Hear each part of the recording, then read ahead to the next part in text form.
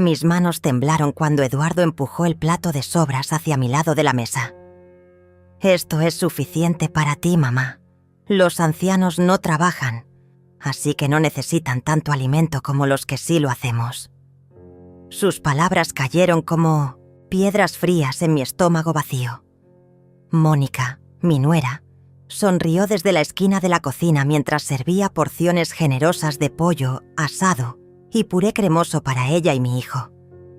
El aroma de la comida recién hecha llenaba el aire, pero a mí me correspondían los restos duros y fríos del día anterior. No lloré, no grité, solo observé el pedazo de carne seca y el arroz apelmazado que se suponía sería mi cena.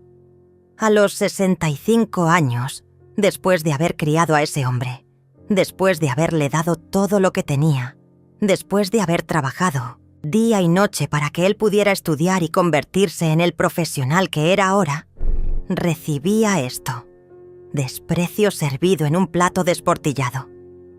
Pero Eduardo no sabía lo que había despertado en mí esa noche. No sabía que mientras él y Mónica reían y planeaban mi humillación, yo ya estaba trazando algo que los haría suplicar perdón de rodillas.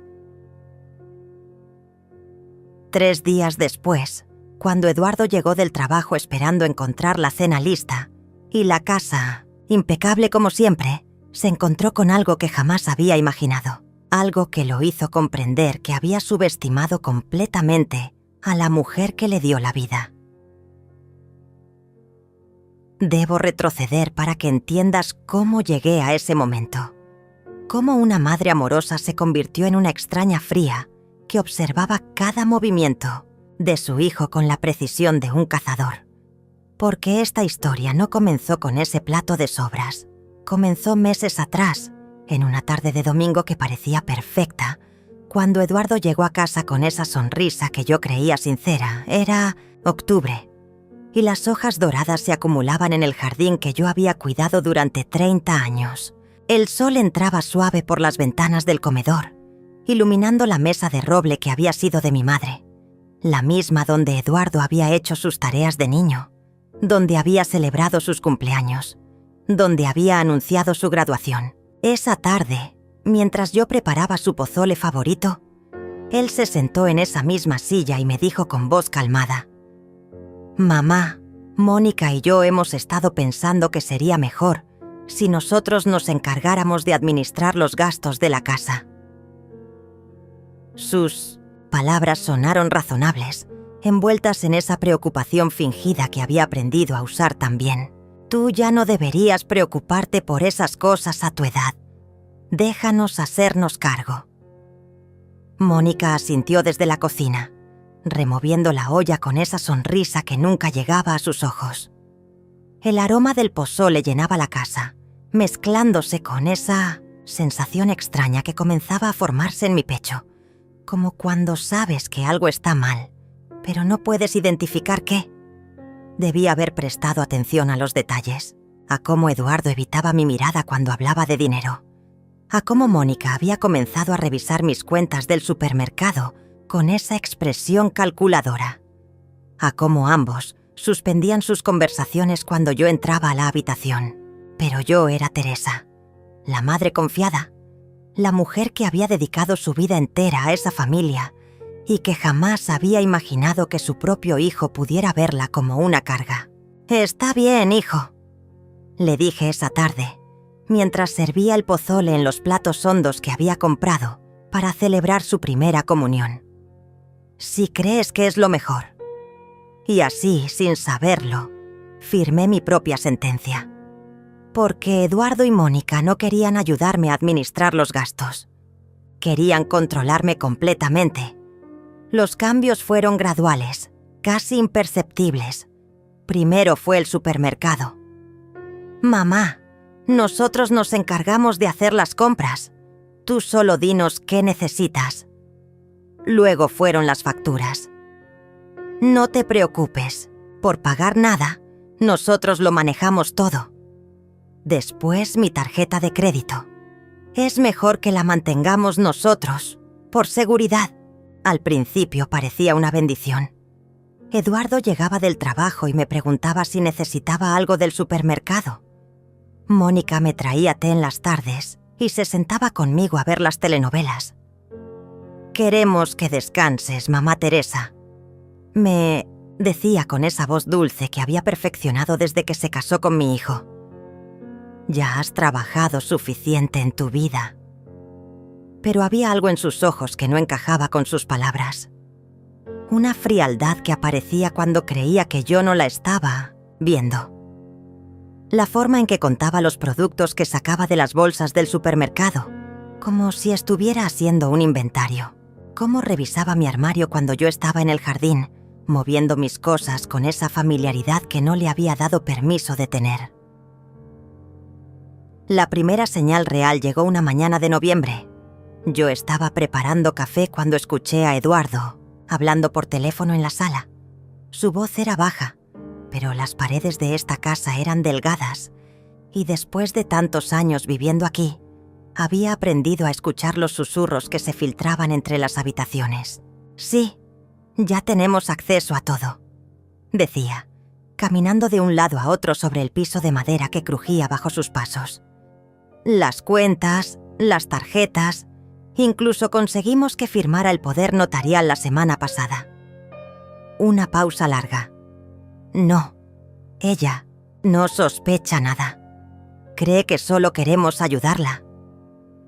Mi mano se detuvo en el aire, sosteniendo la cuchara del azúcar a medio camino hacia la taza. «El poder notarial».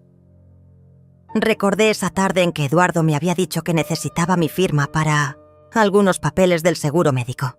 Yo había firmado sin leer, confiando en él como había hecho toda mi vida. Pero ahora, escuchando esa conversación, comprendí que había firmado algo mucho más peligroso.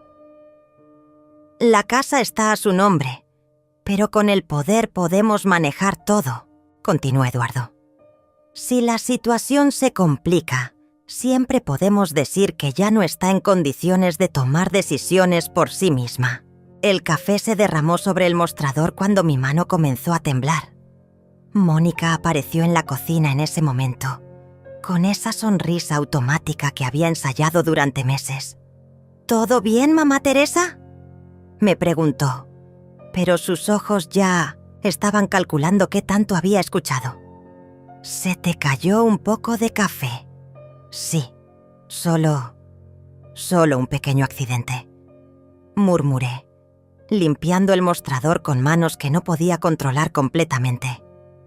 Ella se quedó allí, observándome limpiar, como si fuera un experimento interesante.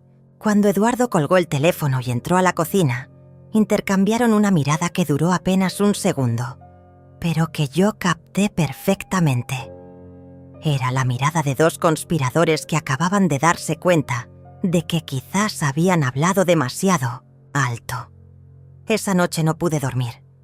Me quedé despierta en mi cama, mirando el techo mientras procesaba lo que había escuchado. El poder notarial, las cuentas, la insinuación de que podrían declararme mentalmente incapaz. Todo encajaba ahora.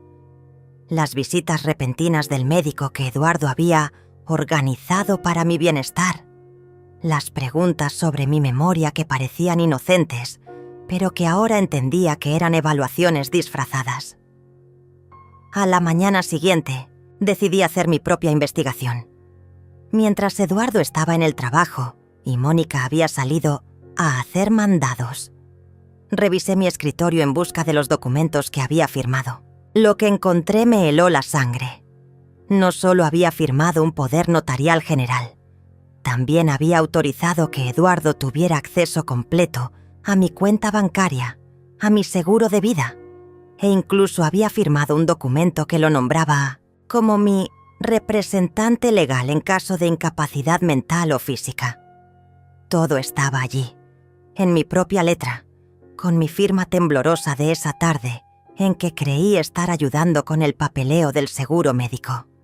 Pero lo peor estaba en el último documento, uno que no recordaba haber visto antes. Era un borrador de testamento que dejaba todo a Eduardo, incluyendo la casa que había sido mi refugio durante 30 años.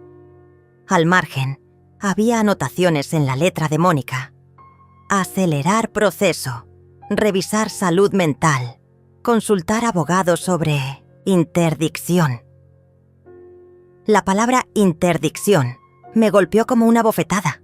Querían declararme legalmente incapaz para tomar mis propias decisiones. Querían convertirme en una menor de edad en mi propia casa, para poder manejar mi vida y mi dinero sin mi consentimiento. Guardé los documentos exactamente como los había encontrado y me senté en el borde de mi cama, sintiendo cómo el mundo que conocía se desmoronaba a mi alrededor. Pero junto con el miedo y la traición, algo más comenzó a crecer dentro de mí, algo frío y calculador que no sabía que poseía.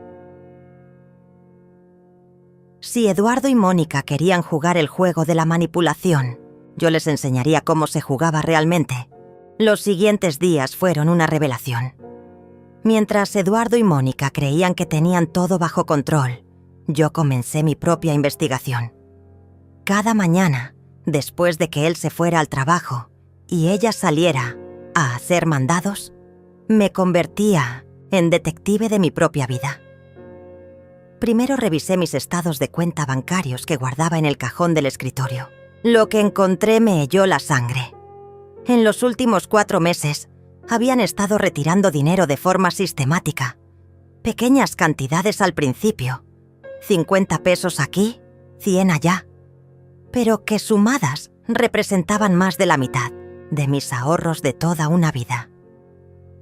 Eduardo había sido inteligente, retirando montos que no alertaran al banco, pero que juntos habían vaciado mi cuenta sin que yo me diera cuenta. Pero lo peor estaba por venir.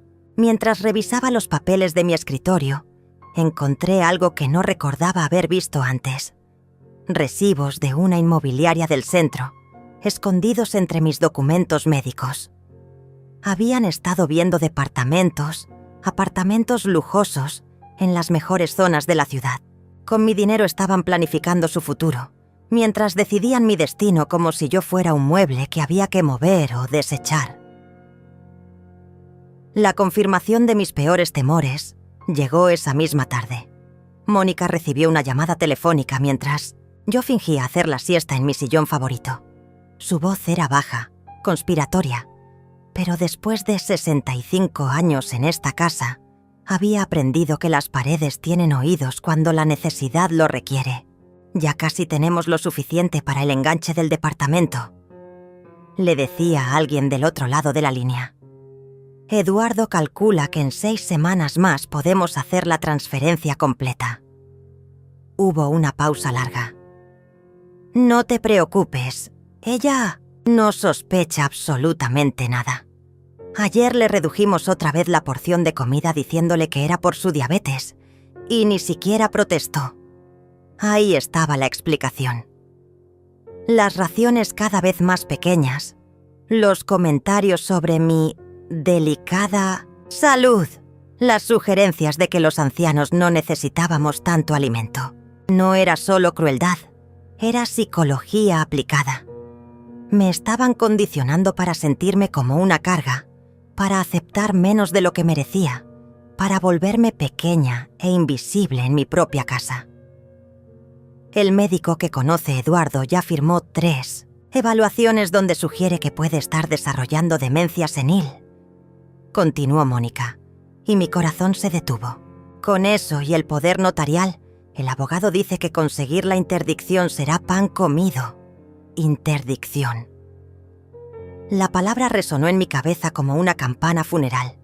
Querían declararme legalmente incapaz, convertirme en una menor de edad en mi propia vida. Una vez logrado eso, podrían hacer conmigo lo que quisieran. Internarme en un asilo, vender mi casa, disponer de mis bienes como si yo ya estuviera muerta. Una vez que tengamos el control legal completo, podremos poner la casa en venta, siguió diciendo Mónica. Eduardo ya habló con un agente inmobiliario. Con lo que vale este terreno en esta zona, junto con lo que ya hemos ahorrado de sus cuentas, tendremos suficiente para comprarnos esa casa en las lomas que tanto nos gusta. Mi casa. La casa donde había dado a luz a Eduardo cuando no pudimos. Llegar al hospital a tiempo. La casa donde había velado a mi esposo durante sus últimos días. La casa donde cada rincón guardaba 40 años de recuerdos, alegrías y dolores. Querían venderla como si fuera una mercancía cualquiera. Pero lo que más me partió el alma fue la frialdad con que Mónica hablaba de mi destrucción. Como si yo fuera simplemente un obstáculo en su camino hacia la riqueza. Como si mi vida no valiera más que los números en una cuenta bancaria. Esa noche cenamos en silencio. Eduardo me sirvió una porción ridículamente pequeña de sopa, mientras él y Mónica compartían un pollo entero con guarniciones.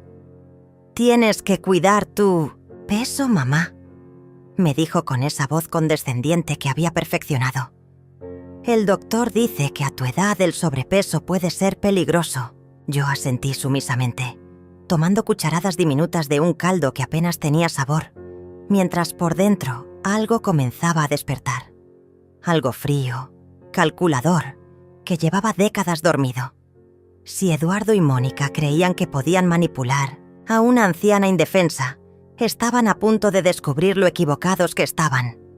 Al día siguiente, mientras ellos salían a ver departamentos, ahora entendía todas sus salidas misteriosas.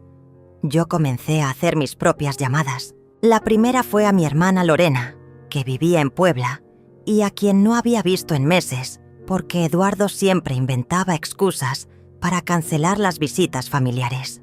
«Teresa, hermana, qué sorpresa», me dijo con esa calidez que había extrañado, desesperadamente. «Eduardo me dijo que habías estado muy delicada y que era mejor no molestarte con visitas». Otra mentira más. Otra forma de aislarme, de controlar quién podía verme y hablar conmigo. Pero ahora yo sabía la verdad, y la verdad era mi nueva arma. «Lorena, necesito contarte algo muy grave», le dije, verificando que Eduardo y Mónica realmente se hubieran ido. «Y necesito que me ayudes con algo que podría salvar lo que queda de mi vida». La conversación con mi hermana Lorena fue reveladora.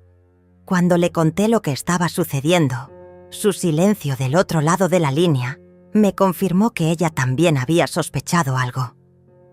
«Teresa, hace meses que Eduardo me dice que estás muy confundida, que a veces no reconoces a las personas, que tienes episodios de pérdida de memoria», me dijo con voz preocupada. «Incluso me sugirió que no te mencionara nuestras conversaciones porque te alterabas mucho». Otra pieza del rompecabezas encajó en su lugar. Eduardo no solo me había aislado físicamente, sino que había estado construyendo una narrativa sobre mi supuesta demencia con toda la familia. Cada pariente, cada amigo cercano, había recibido la misma historia. Teresa estaba perdiendo la razón. Era mejor no molestarla. Cualquier cosa extraña que dijera era producto de su confusión mental. «Lorena, escúchame muy bien», le dije con una claridad que hacía meses no sentía. «Voy a necesitar que vengas a visitarme sin avisar. Dentro de 3 días, el viernes por la tarde. Y cuando Eduardo trate de explicarte por qué no debería estar aquí, quiero que observes muy cuidadosamente todo lo que dice». Mi segunda llamada fue al licenciado Víctor Morales, el abogado que había manejado el testamento de mi esposo años atrás. Un hombre íntegro de la vieja escuela, que conocía a mi familia desde hace décadas. Si alguien podía ayudarme a entender exactamente en qué problema legal me habían metido, era él. «Señora Teresa, qué gusto escuchar su voz», me dijo cuando logré comunicarme. «¿En qué puedo ayudarla?» «Licenciado Víctor, necesito que revise urgentemente algunos documentos que firmé hace unas semanas. Creo que me han engañado gravemente».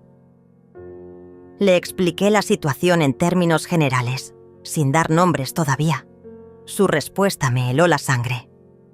«Señora Teresa, lo que me describe suena a un caso de abuso patrimonial sistemático. Si realmente firmó un poder notarial general sin entender sus alcances, ¿Y si han estado manipulando evaluaciones médicas para justificar una futura interdicción? Estamos hablando de algo muy serio. ¿Qué tan serio?, pregunté, aunque parte de mí ya conocía la respuesta. Si logran la interdicción, usted perdería todos sus derechos legales. No podría tomar decisiones sobre su dinero, su casa, incluso sobre su propia atención médica. Sería como convertirse en menor de edad otra vez, pero sin la protección que tienen los menores. Esa noche, durante la cena, observé a Eduardo y Mónica con ojos completamente nuevos. Cada gesto, cada palabra, cada mirada entre ellos era parte de una actuación cuidadosamente ensayada. Eduardo me preguntó cómo me sentía, si había tomado mis medicinas, si recordaba haber comido el desayuno. Preguntas diseñadas para hacer que yo misma dudara de mi lucidez. «Mamá, ayer me dijiste que habías visto a papá en el jardín», me dijo con esa voz suave que usaba cuando quería que Mónica fuera testigo de algo. «¿Lo recuerdas?» Yo nunca había dicho eso. Mi esposo había muerto hace 5 años y jamás había tenido alucinaciones sobre él. Pero Eduardo siguió insistiendo, preguntándome detalles sobre esa conversación imaginaria, mientras Mónica asentía con preocupación fingida y hacía comentarios sobre lo preocupante que era mi estado. Era una trampa perfecta. Si yo negaba haber dicho eso, dirían que no recordaba mis propias palabras. Síntoma de demencia. Si seguía la corriente, confirmaría que tenía alucinaciones. Otro síntoma de demencia. No importaba cómo respondiera. Siempre tenían una forma de hacer que pareciera que estaba perdiendo la razón. Pero esa noche también hice un descubrimiento que cambiaría todo.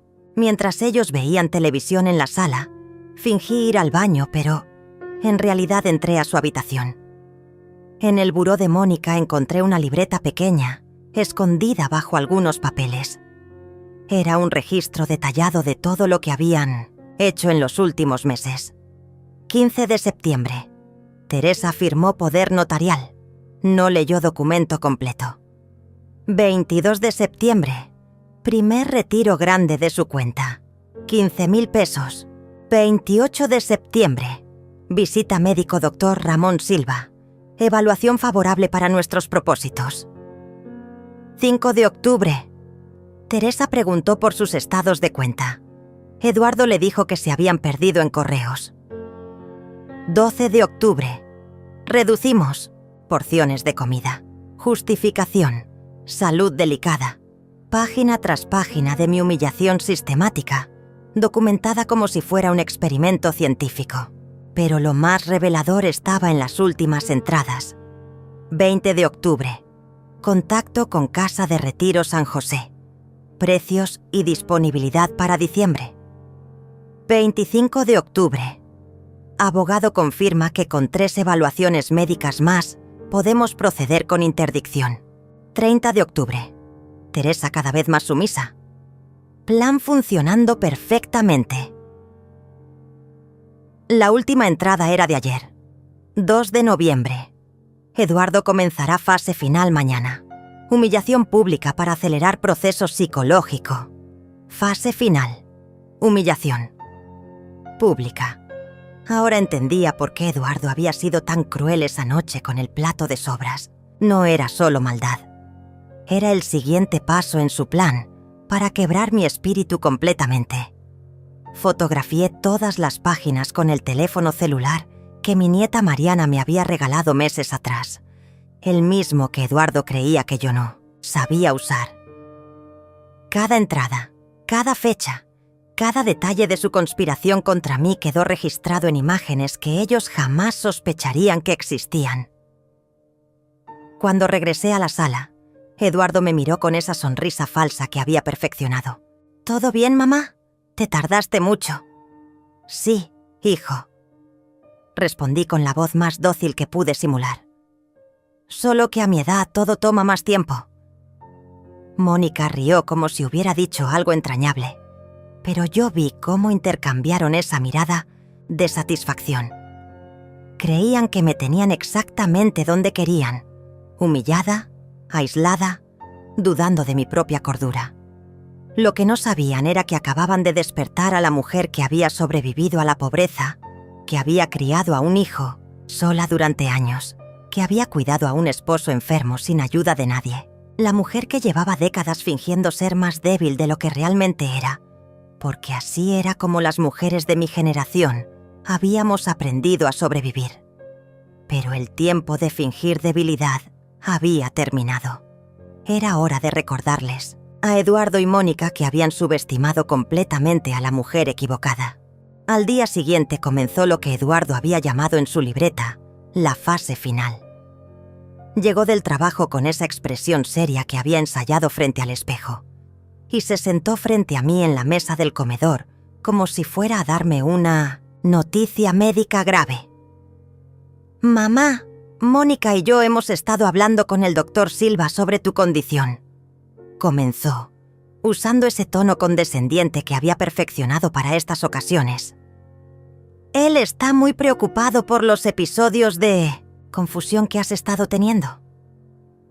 Episodios que yo jamás había tenido, pero que ellos habían estado inventando y documentando cuidadosamente. Mónica apareció en la cocina con una carpeta llena de papeles, como si fuera una enfermera presentando un expediente médico. «Mira, mamá Teresa», me dijo, extendiendo varios documentos sobre la mesa. «Aquí están las evaluaciones del doctor.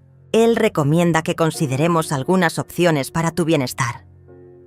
Las opciones eran folletos coloridos de casas de retiro, lugares con nombres tranquilizadores como Villa Serena y Hogar Dulce Atardecer, llenos de fotografías de ancianos sonrientes en jardines perfectos. Pero yo sabía que detrás de esas imágenes idílicas se escondía el destino que Eduardo había planeado para mí: desaparecerme de su vida para siempre. «Por supuesto, no es algo que tengamos que decidir inmediatamente», dijo Eduardo, pero sus ojos brillaban con esa urgencia contenida que había aprendido a reconocer. «Pero el doctor dice que mientras más tiempo esperemos, más difícil será la transición para ti». Era una obra de teatro perfectamente ensayada. Eduardo interpretaba al hijo preocupado, Mónica a la nuera comprensiva, y yo debía hacer el papel de la anciana confundida que acepta sumisamente su destino. Pero por primera vez en meses, no seguí el guión que habían escrito para mí. «Hijo», les dije con una voz más firme de la que había usado en semanas, «¿podrías traerme mi libreta de teléfonos? Me gustaría llamar al doctor Silva para hacerle algunas preguntas directamente». La expresión de Eduardo cambió instantáneamente. Una sombra de pánico cruzó su rostro antes de que pudiera controlarse. «Mamá, no creo que sea necesario molestarlo. Ya hablamos con él esta mañana y...» «Insisto», dije, manteniendo esa nueva firmeza en mi voz. «Si voy a tomar una decisión tan importante sobre mi vida, quiero escuchar la opinión médica directamente del doctor». Mónica y Eduardo intercambiaron una de esas miradas cargadas de significado. En ese momento supe que el doctor Silva o no existía, o había estado colaborando con ellos a cambio de dinero. No había evaluaciones reales, no había diagnósticos médicos legítimos. Todo era una farsa construida para justificar lo que ya habían decidido hacer conmigo. «El doctor está muy ocupado, mamá», insistió Eduardo. «Además, ya tienes cita con él la próxima semana. Podemos hablar de todo entonces». Pero yo ya no estaba jugando su juego. «Entonces esperaremos hasta después de esa cita para tomar cualquier decisión», dije con una finalidad que los tomó por sorpresa. «No hay prisa, ¿verdad?». El silencio que siguió fue revelador. Eduardo y Mónica habían planeado que yo aceptara inmediatamente, que me sintiera tan abrumada y confundida que simplemente cediera a su presión. Mi resistencia no estaba en su guión. Esa noche, mientras ellos susurraban en su habitación sobre cómo manejar mi inesperada terquedad, yo puse en marcha la fase más importante de mi propio plan. Llamé a mi nieta Mariana, la única persona en la familia que verdaderamente me conocía y que podía ver a través de las mentiras de su padre. «Abuela, qué alegría escucharte», me dijo con esa voz joven que siempre llenaba mi corazón de esperanza. «¿Cómo estás? Hace semanas que papá dice que no te sientes bien para recibir visitas».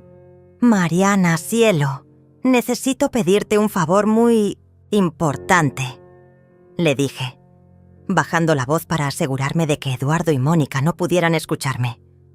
«¿Podrías venir a visitarme mañana por la tarde, sin avisar a tu papá? Es muy importante». «Por supuesto, abuela. ¿Pasa algo malo?» «Todo lo contrario, mi niña. Está a punto de pasar algo muy bueno, pero necesito que seas mis ojos y mis oídos en algo que va a suceder». Al colgar el teléfono, sentí una calma extraña apoderarse de mí. Durante meses había estado reaccionando a los movimientos de Eduardo y Mónica, dejándome llevar por su ritmo, cayendo en sus trampas. Pero ahora, por primera vez, yo iba a ser quien controlara el siguiente movimiento del juego. La mañana siguiente llegó con esa luz dorada de noviembre, que siempre me había gustado.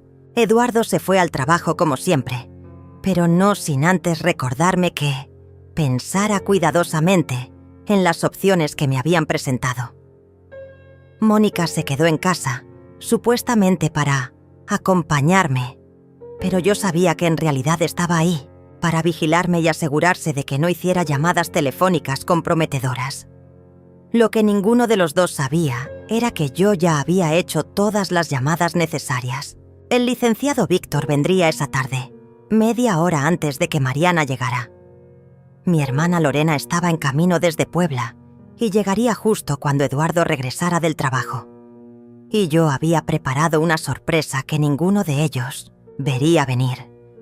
Porque si Eduardo y Mónica creían que podían humillarme públicamente como parte de su fase final, estaban a punto de descubrir que dos podían jugar el mismo juego. Y yo había tenido 65 años para perfeccionar el arte de la supervivencia. Mientras Mónica preparaba el almuerzo, otra ración diminuta para mí, por supuesto, yo me senté en mi sillón favorito y sonreí por primera vez en meses. Una sonrisa real, llena de anticipación por lo que estaba a punto de suceder. La fase final había comenzado, pero no iba a desarrollarse como Eduardo había planeado. A las 3 de la tarde, el timbre sonó con la puntualidad característica del licenciado Víctor.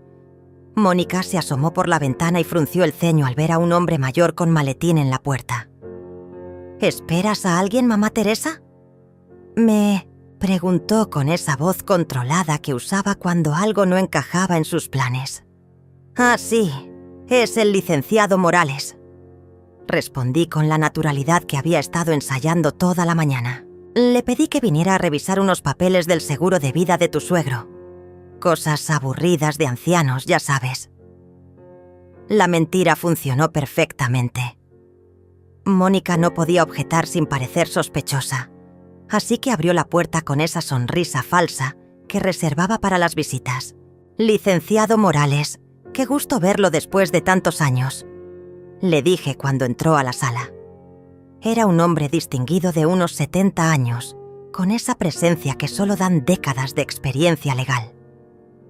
«Mónica, ¿podrías prepararnos un café? Esto puede tomar un rato». Cuando Mónica desapareció en la cocina, el licenciado Víctor me miró con ojos penetrantes. «Señora Teresa, revisé los documentos que me envió por correo electrónico. La situación es mucho más grave de lo que pensé». En voz baja, me explicó que el poder notarial que había firmado era tan amplio que prácticamente le daba a Eduardo control total sobre mi vida. Con este documento, él puede acceder a todas sus cuentas, vender sus propiedades, incluso tomar decisiones médicas por usted. Y si logran una declaración de interdicción, será irreversible.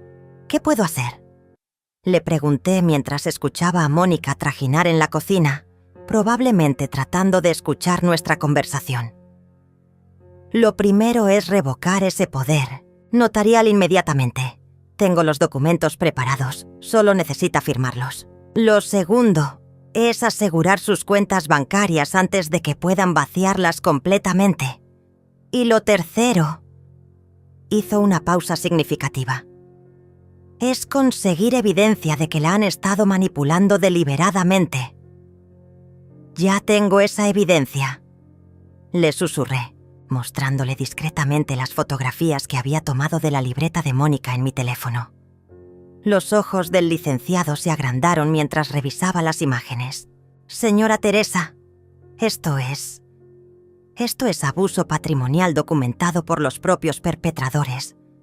Con esto podemos no solo protegerla, sino también presentar cargos criminales si usted así lo desea. Mónica regresó con el café justo cuando yo guardaba el teléfono. ¿Todo bien por aquí?, preguntó con esa curiosidad fingida que había perfeccionado. Perfectamente, querida, respondí. El licenciado me estaba explicando algunas actualizaciones en las pólizas de seguro. Cosas muy técnicas. Víctor siguió mi juego a la perfección. Exacto. Cambios en las regulaciones federales que afectan las pólizas antiguas. Muy aburrido para alguien joven como usted. Mónica sonrió, pero yo pude ver la frustración en sus ojos. No podía insistir en quedarse sin parecer entrometida, pero tampoco quería dejarnos solos. Finalmente se retiró a la cocina, donde fingió lavar platos mientras claramente trataba de escuchar. En los siguientes 30 minutos, firmé documentos que revocaban el poder notarial, instruí al banco para cambiar todas mis claves de acceso y autoricé al licenciado Víctor a iniciar acciones legales para recuperar el dinero que Eduardo y Mónica habían robado de mis cuentas.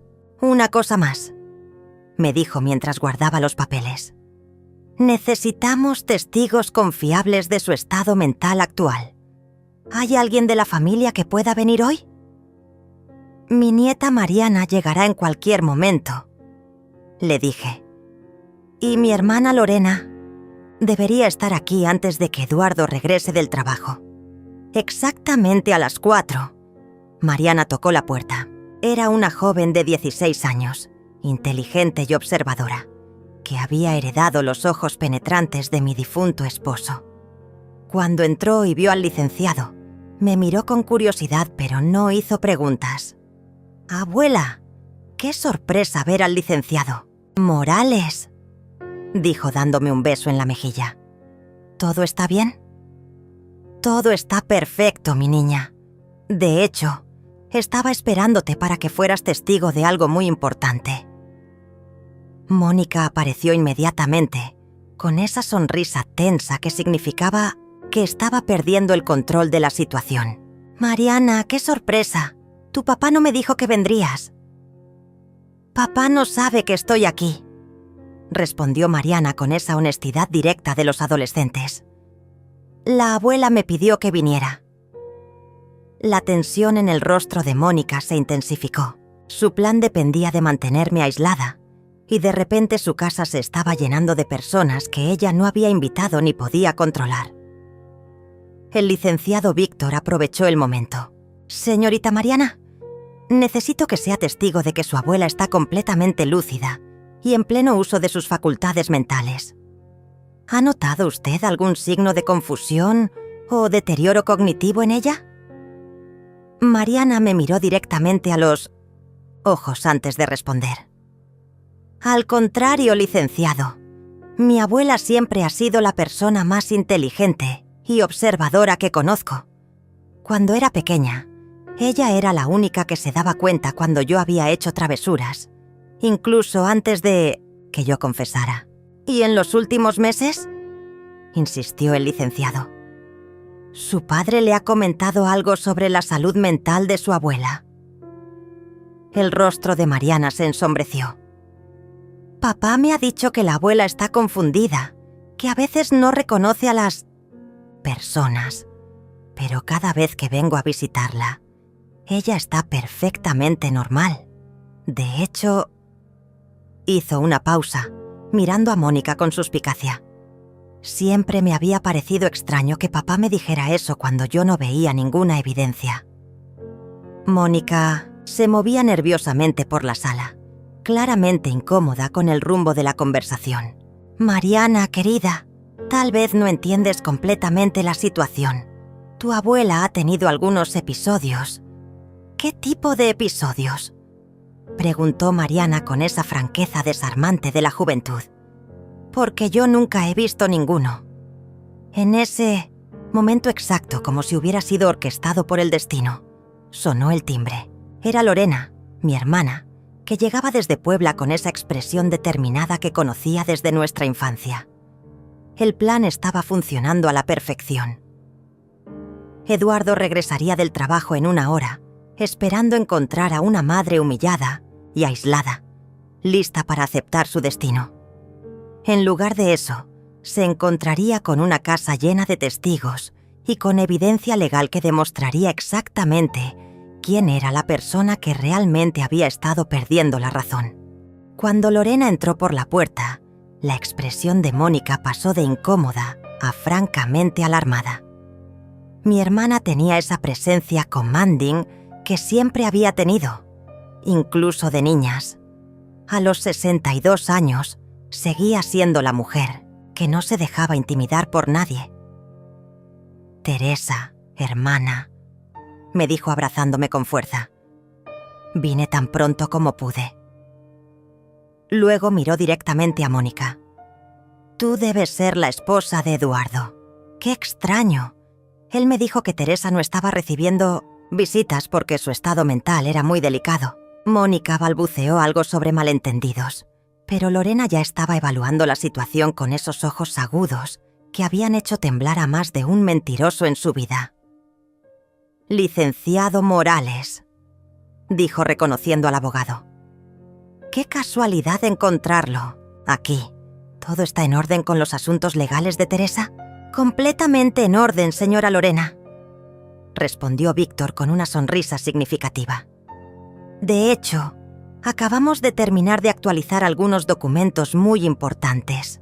Su hermana está en pleno uso de sus facultades y ha tomado decisiones muy sabias sobre su patrimonio. Las palabras cayeron en la sala como piedras en agua quieta. Mónica comprendió inmediatamente que algo fundamental había cambiado, pero no sabía qué exactamente. Yo pude ver su mente trabajando febrilmente, tratando de calcular qué daño se había hecho a sus planes. Mariana, mi nieta, le dije a Lorena. Estaba contándole al licenciado sobre mi estado de salud. ¿Por qué no le repites lo que me dijiste sobre las cosas que tu papá te ha contado de mí? Mariana miró a Mónica, luego a mí, y finalmente decidió que la verdad era más importante que la diplomacia familiar. Tía Lorena, papá me ha dicho durante meses que la abuela está perdiendo la memoria, que confunde a las personas, que a veces no reconoce ni siquiera a la familia cercana. Lorena arqueó una ceja, esa expresión que recordaba de cuando éramos niñas y alguien trataba de engañarla. ¿En serio?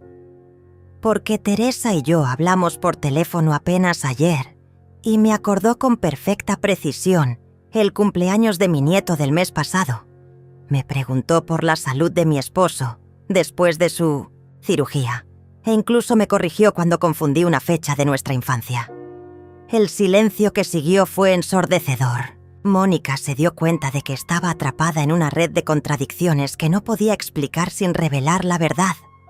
Además, continuó Lorena con esa voz calmada que siempre usaba antes de asestar el golpe final, me resulta muy curioso que Eduardo me haya dicho que Teresa no debe recibir visitas porque se altera mucho, cuando claramente está perfectamente tranquila y lúcida con toda esta gente en su casa. En ese momento, escuchamos el sonido del carro de Eduardo llegando a la entrada. Mónica se puso visiblemente pálida.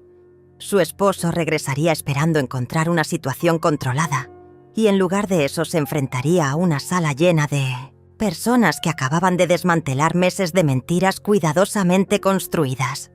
¡Qué perfecto!, dije con una calma que me sorprendió a mí misma. Eduardo podrá saludar a todos. Hace tanto tiempo que no tenemos reunión familiar. Cuando Eduardo abrió la puerta, su expresión pasó por una secuencia fascinante de emociones. Primero sorpresa al ver tantos carros en la entrada, luego confusión al entrar y encontrar la sala llena, después alarma al reconocer al licenciado Morales, y finalmente algo que se acercaba al pánico cuando vio las caras serias de todos los presentes. «Mamá», dijo con esa voz controlada que usaba cuando trataba de manejar situaciones difíciles. «No sabía que habías invitado a tanta gente. ¿No te parece que es mucho para tu estado actual?» «Mi estado está perfecto, hijo», respondí, con una serenidad que él claramente no esperaba. «De hecho, acabo de tomar algunas decisiones muy importantes sobre mi vida y quería que toda la familia estuviera presente». Eduardo miró a Mónica buscando alguna explicación, pero ella solo pudo ofrecerle una mirada de desesperación. El licenciado Víctor se levantó de su silla con la formalidad de alguien que está a punto de cambiar vidas para siempre.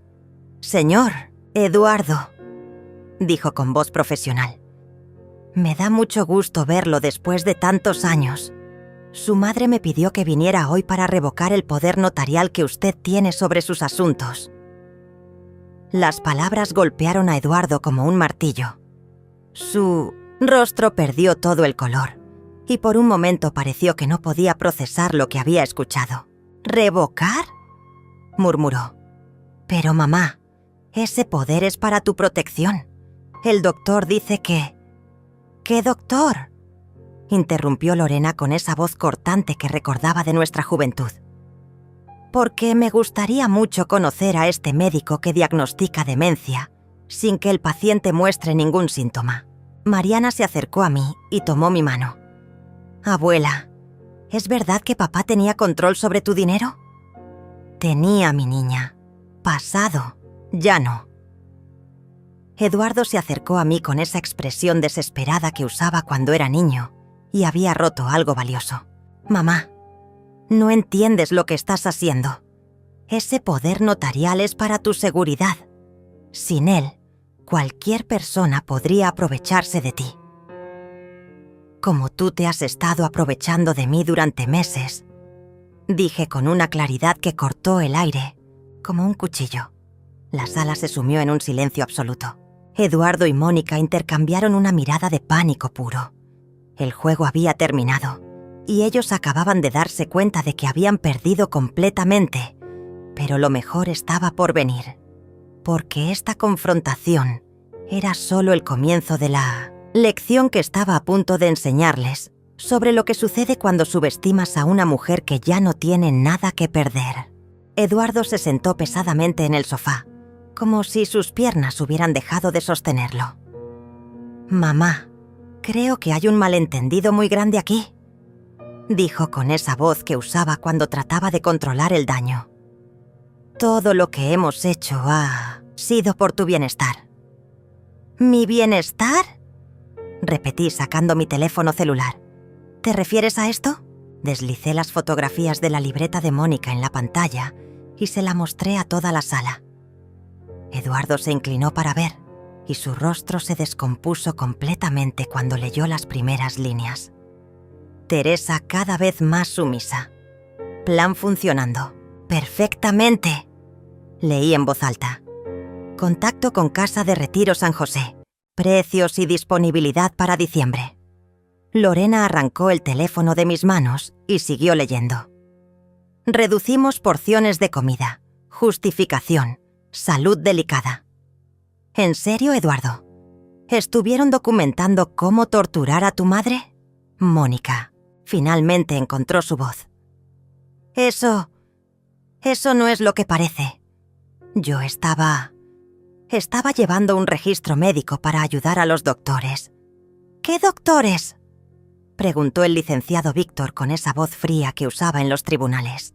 Porque he estado revisando los registros médicos de la señora Teresa y no hay ninguna evaluación oficial que justifique una declaración de incapacidad mental. Mariana había tomado el teléfono y estaba leyendo más entradas. «Eduardo, comenzará fase final mañana. Humillación pública para acelerar proceso psicológico». Miró a su padre con una expresión que nunca le había visto. «Papá, ¿qué significa esto?»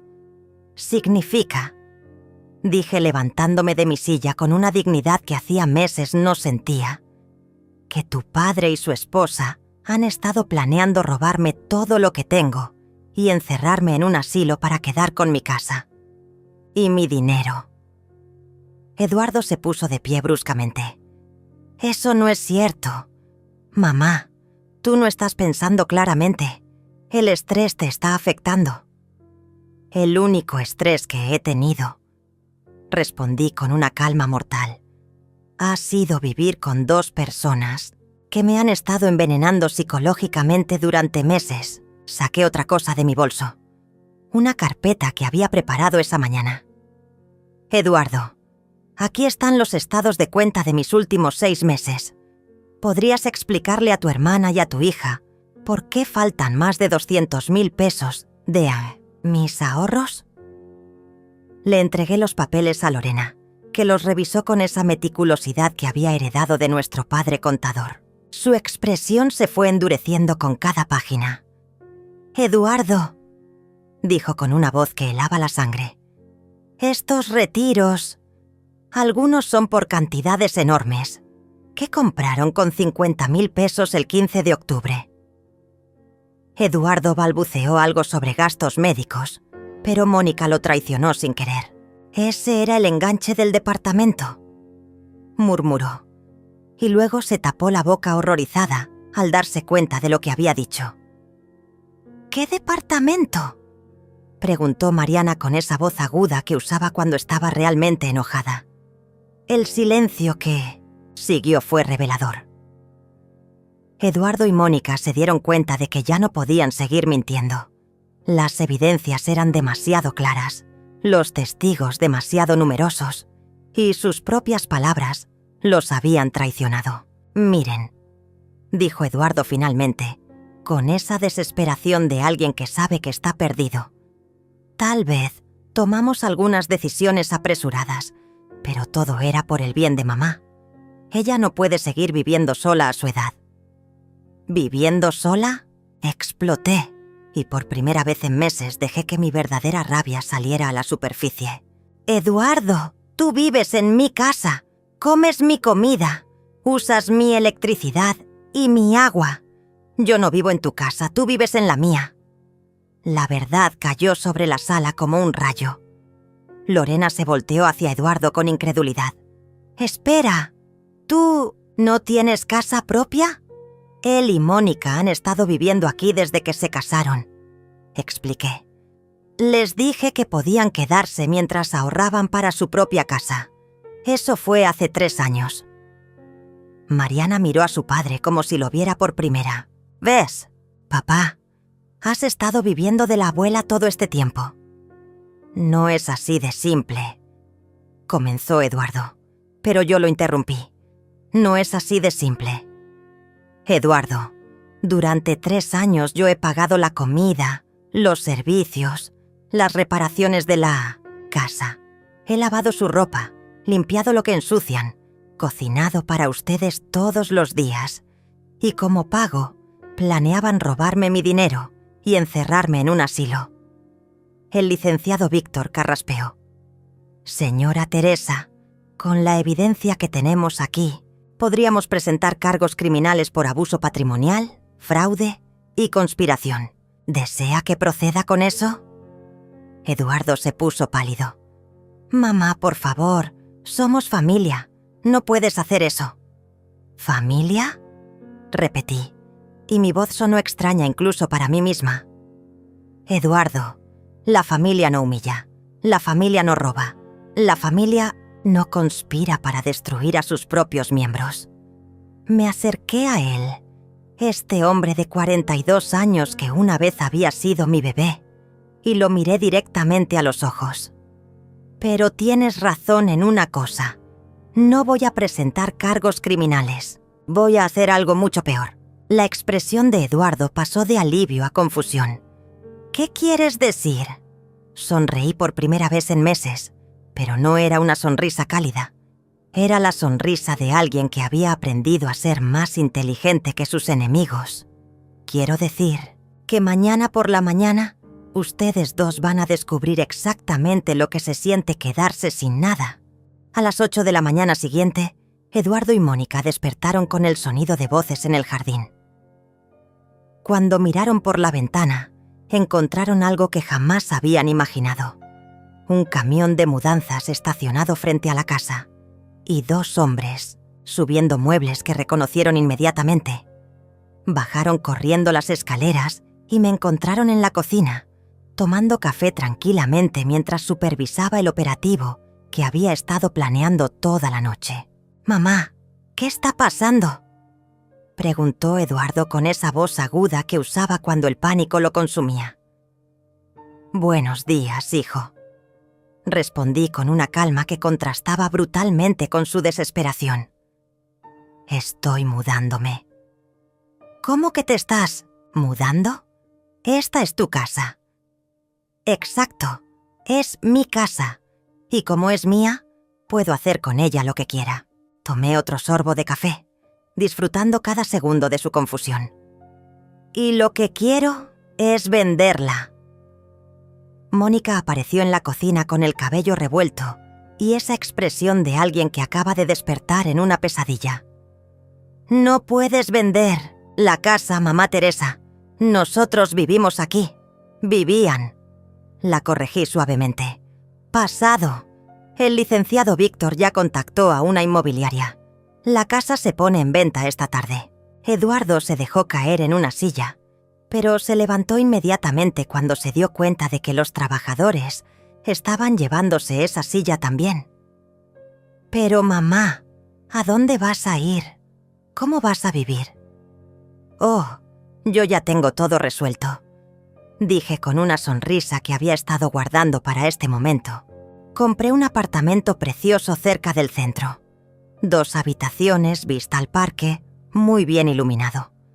Lo pago de contado con el dinero que ustedes no lograron robarme». «¿De contado?», murmuró Mónica, y pude ver en sus ojos que estaba calculando cuánto dinero seguía teniendo, dinero que ellos habían planeado heredar. «Sí, querida. Resulta que cuando recuperé el control de mis cuentas, descubrí que soy considerablemente más rica de lo que ustedes creían. Esas inversiones que hice con el dinero del seguro de vida de mi esposo han crecido bastante en estos años. La verdad era que nunca había sido pobre. Solo había vivido modestamente porque así me habían educado. Pero Eduardo y Mónica habían asumido que una anciana viuda no podía tener recursos significativos. Su avaricia los había cegado a la realidad. «Pero mamá», insistió Eduardo con esa voz de niño que solía usar cuando quería algo, «¿qué vamos a hacer nosotros? No tenemos a dónde ir. Estoy segura de que lo resolverán». Respondí con esa misma indiferencia que él había usado conmigo durante meses. «Al fin y al cabo, ustedes son adultos jóvenes, trabajadores, no como los ancianos que no trabajan y por eso no merecen comida fresca». Eduardo se estremeció al escuchar sus propias palabras repetidas. Mónica comenzó a llorar, pero no eran lágrimas de arrepentimiento. Eran lágrimas de rabia por haber perdido lo que consideraban suyo por derecho. «Además», continué, levantándome para supervisar cómo empacaban mis fotografías familiares, «Mariana va a venir a vivir conmigo». «¿Qué?», gritó Eduardo. «No puedes llevarte a mi hija». «No me la llevo», dije con calma. «Ella pidió mudarse conmigo. Aparentemente, después de escuchar todo lo que ustedes planeaban hacerme, decidió que prefiere vivir con su abuela loca que con su padre ladrón». Era cierto. Mariana había llegado esa mañana temprano con una maleta y esa determinación feroz que había heredado de las mujeres de nuestra familia. «Abuela», me había dicho, «quiero vivir contigo. Papá me da asco». el chofer del camión de mudanzas se acercó con un portapapeles. «Señora Teresa, ya terminamos con los muebles del primer piso. ¿También nos llevamos las cosas del cuarto principal? Todo lo que esté marcado con estas etiquetas verdes», le respondí, mostrándole las calcomanías que había estado pegando durante toda la madrugada en mis pertenencias. Eduardo miró alrededor de la casa que se vaciaba sistemáticamente.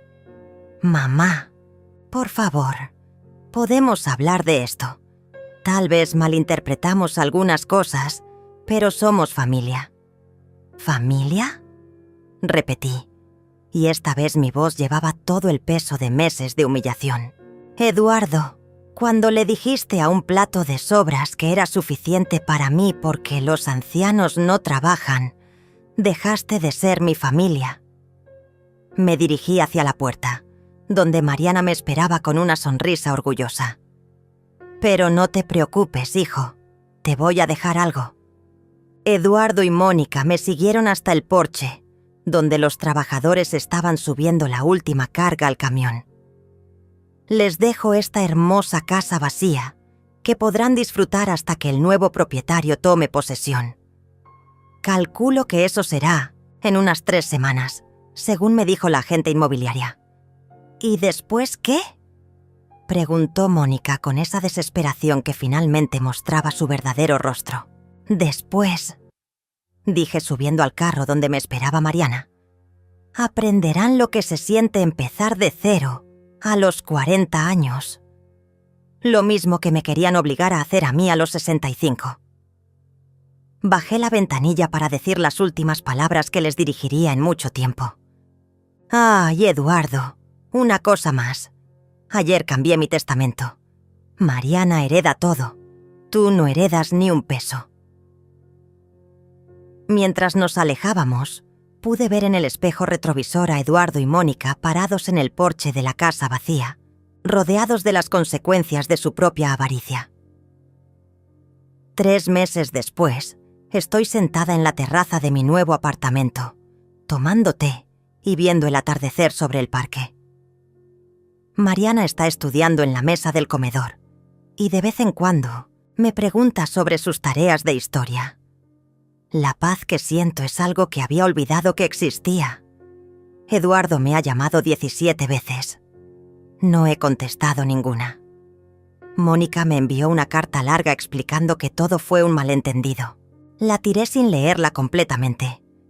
Esta mañana, mientras regaba las plantas de mi jardín interior, sonreí recordando algo que mi madre solía decirme. «Teresa, nunca permitas que nadie te haga sentir pequeña en tu propia vida». Me tomó 65 años entender completamente lo que quería decir. Pero cuando finalmente lo entendí, descubrí que nunca es demasiado tarde para recordarle al mundo quién eres realmente. Ellos nunca más tocaron mi nombre, y yo nunca más volví atrás.